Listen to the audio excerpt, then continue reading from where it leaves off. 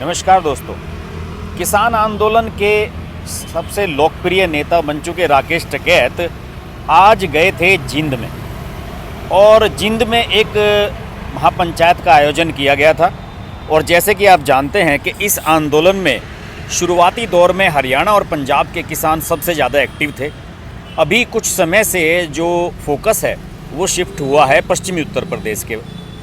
पश्चिमी उत्तर प्रदेश पर इसलिए फोकस शिफ्ट हुआ क्योंकि राकेश टिकैत का वो प्रकरण हुआ जब वो रो पड़े थे, भावुक हो गए थे, और उसके बाद एक पश्चिम उत्तर प्रदेश के जितने भी ज़िले हैं सब में एक के बाद एक पंचायतें करने का सिलसिला उनके समर्थन में शुरू हो गया।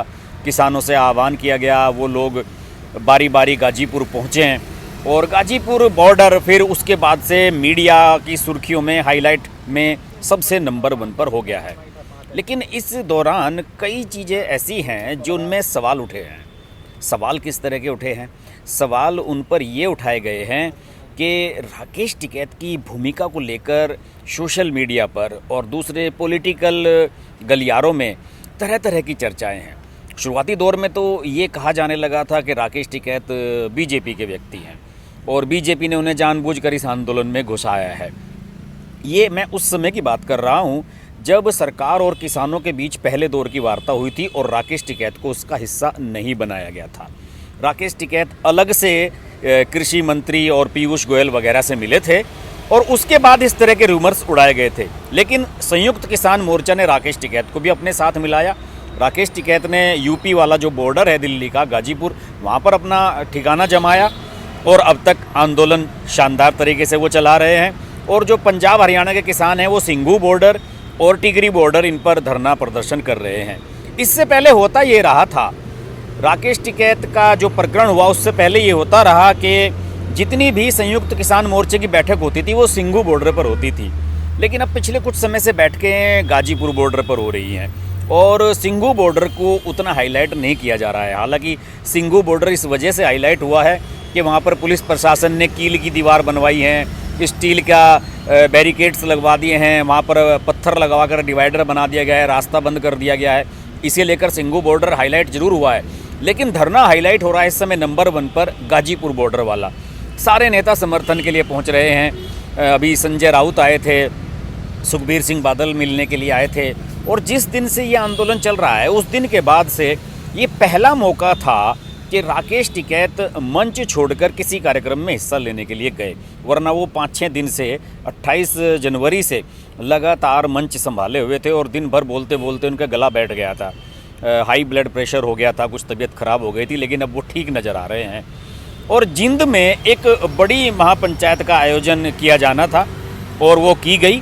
वो आयोजन जिंद ज़िले में होना था हरियाणा के, लेकिन बाद में एक निकटवर्ती गाँव है एक कंडेला, वहाँ पर ये गांव में आयोजित की गई क्योंकि राकेश टिकैत ने ये कहा था कि हमें ग्रामीण क्षेत्रों में अपनी पंचायतें करनी चाहिए। आप ध्यान करें कि मुजफ्फरनगर की महापंचायत जो 29 जनवरी को हुई थी वो भी जिला मुख्यालय पर हुई थी, लेकिन वो थोड़ा जल्दबाजी में आयोजित की गई थी। इसी वजह से वहाँ ग्रामीण इलाकों में ऐसी व्यवस्था नहीं बन पाती इतनी जल्दी, इसलिए उसे शिफ्ट कर दिया गया था शहरी इलाके में। बहरहाल कंडेला में महापंचायत हुई, उसमें काफ़ी कुछ बातें हुई और मुझे सबसे ख़ास बात इस महापंचायत में ये लगी जब राकेश टिकैत ने ये कहा कि जो किसानों का आंदोलन है वो ज़ोरदार तरीके से इसी तरीके से चलता रहेगा। और उन्होंने ये भी दोहराया कि आंदोलन का केंद्र सिंघू बॉर्डर बना रहेगा। दरअसल पिछले कुछ समय से शायद राकेश टिकैत को भी ऐसा लग रहा होगा कि किसान आंदोलन में राकेश टिकैत को कुछ ज़्यादा मीडिया कवरेज मिल रही है, ज़्यादा हाईलाइट हो रहे हैं। इसकी वजह से कहीं ऐसा ना लगने लगे कि जो दूसरे किसान नेता हैं, दर्शन पाल वगैरह, योगेंद्र यादव और बहुत से नेता हैं, जो चडूनी वगैरह, कि कहीं इन लोगों को निगलेक्ट तो नहीं किया जा रहा है और जानबूझकर कहीं ऐसा तो नहीं हो रहा है। तो इसी वजह से राकेश टिकैत ने, मुझे लगता है कि ये बयान जानबूझकर प्रपजली दिया है कि सिंघू बॉर्डर केंद्र बना रहेगा आंदोलन का। और ये एक बड़ा बयान है। ये बड़ा बयान इस लिहाज से है कि जैसे कि मैंने शुरुआत में बताया कि लोगों को ये शक था कि शायद ये राकेश टिकैत सरकार की तरफ से आए हैं और बीजेपी सरकार ये साजिश कर रही है कि किसानों में फूट डाल दी जाए या अपना आदमी उसमें घुसा दिया जाए, तरह तरह की बातें की जा रही थी। हालांकि इन बातों को राकेश टिकैत ने बिल्कुल गलत साबित करके दिखा दिया है। राकेश टिकैत ने कई बार ये कह दिया है, राकेश टिकैत ने जहां गाजीपुर के मंच से ये भी कहा है कि उन्होंने 2019 के लोकसभा चुनाव में बीजेपी को वोट दिया था, वहीं उन्होंने ये भी कहा है कि जब तक कानून वापस नहीं तब तक घर वापस नहीं। उन्होंने ये कह दिया है कि मैं जब तक ये आंदोलन चलेगा, चाहे उन्होंने तो डेडलाइन फिक्स कर दी सरकार के लिए कि हम अक्टूबर तक का समय दे रहे हैं कि आप अक्टूबर तक सोच लीजिए कि आपको क्या करना है और हम आंदोलन लंबा चलाने के लिए तैयार हैं। उन्होंने ये भी कहा है राकेश टिकैत ने कि वो अपने घर यानी कि मुजफ्फरनगर वहाँ जाने से पहले वो अमृतसर जाएंगे। अमृतसर में गुरुद्वारा है और स्वर्ण मंदिर है और अमृतसर से ही किसान ये वाला आंदोलन जो है पंजाब से ही शुरू हुआ था। तो उन्होंने एक बिल्कुल माहौल बना दिया है, एक लंबे आंदोलन का स्टेज उन्होंने सेट कर दिया है। और ये बात क्लियर करके कि सिंघू बॉर्डर ही केंद्र बना रहेगा, उन्होंने ये भी क्लियर कर दिया है कि वो किसी भी तरीके से इस आंदोलन का किसी तरह का माइलेज या क्रेडिट लेने की बिल्कुल इच्छा नहीं रखते हैं।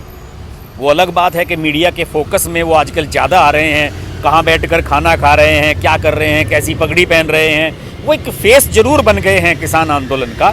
लेकिन राकेश टिकैत की बातों से बिल्कुल एक ईमानदारी मुझे फ़िलहाल एकदम झलक रही है कि उन्होंने ये फोकस कर दिया है कि मुख्य टारगेट है कि किसानों को ये कृषि बिल वापस लेने के लिए सरकार को मजबूर करें किसान, और इसके लिए वो किसी भी हद तक जा सकते हैं।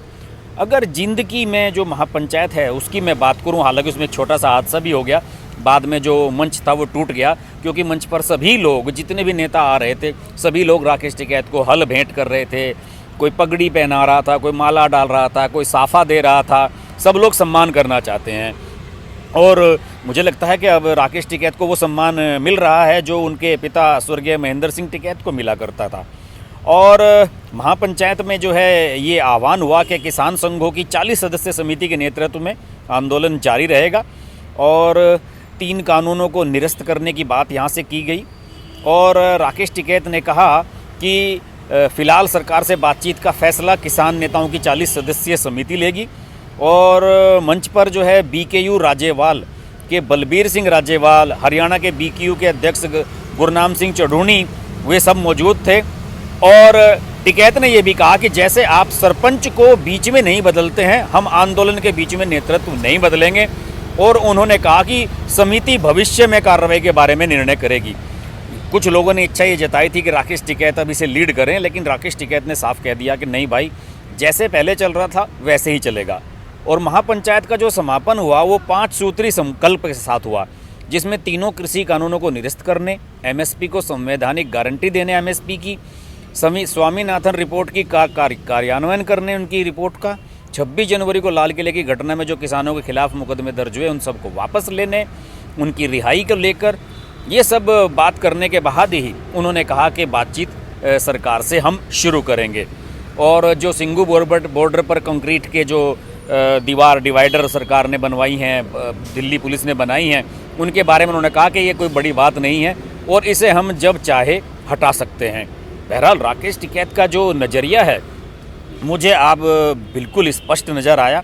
और उनकी जो बातें थी उनसे उन्होंने ये कहा था, राकेश टिकैत ने ये भी कहा कि जिस तरह से हमारी किलेबंदी की जा रही है दिल्ली में, आने वाले समय में हो सकता है कि रोटी के लिए भी तालेबंदी रहे। और उन्होंने ये कहा कि जब तक आंदोलन चल रहा है आंदोलन में रहूँगा और जब ये ख़त्म हो जाएगा तो जेल चला जाऊँगा।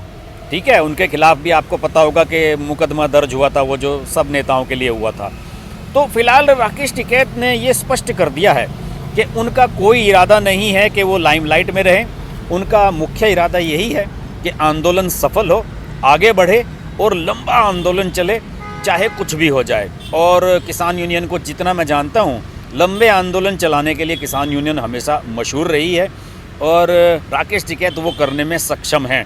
बहरहाल अब जो विश्वास का संकट राकेश टिकैत के प्रति लोगों में था वो मुझे लगता है कि काफ़ी हद तक दूर हो चुका है। और राकेश टिकैत ये स्पष्ट कर चुके हैं कि जो किसान संघर्ष समिति है वो ही इस मामले में, पूरे प्रकरण में निर्णायक बॉडी रहेगी, चाहे बातचीत हो या ना हो। बहरहाल किसान आंदोलन पर नज़र बनाए रखेंगे। देखते रहिए हर्ष की बात लाइव। नमस्कार।